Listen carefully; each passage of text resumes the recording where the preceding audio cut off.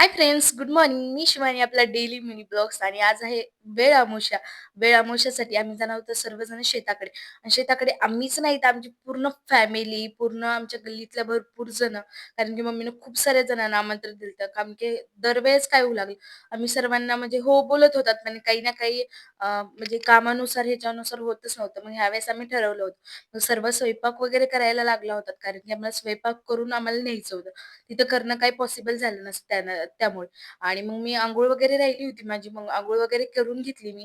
Hair wash वगैरे केला. त्यानंतर मग मी उषा काकूंना चपात्या करायला हेल्प केली. आणि तिकडे लगेच काकू वगैरे म्हणजे धपाटे वगैरे करत होते. त्यानंतर मग आवरलं वगैरे आम्ही. सर्व पॅकिंग वगैरे करून आम्ही निघालोत गावाकडे. कारण की आमचं शेत एकदम लांब आहे ना. आणि मग त्यानंतर आम्हाला तिथून चालत जावं लागत होतं. कारण की गाडी आतमध्ये तर जाणार. सर्व जणांकडे सामान होतं. फक्त मी सोडले तर कारण की मी सर्वांचे व्हिडिओज वगैरे काढणार होते त्यामुळे. आणि माझा ना मोठा ब्लॉग पण येणार आहे. तुम्ही ते पण बघा. कारण की त्याच्यात आम्ही एवढी धमाल मस्ती केली आणि या सर्वांचं इंट्रोडक्शनही मी घेतलंय. हे सर्व भाजी वगैरे काढत होती कारण म्हणजे सर्वांना न्यायची होती म्हणून. त्यासाठी मग सर्वांनी भाजी वगैरे खुडत होते. मी सर्वांचे फोटोज, व्हिडिओ काढून घेतले.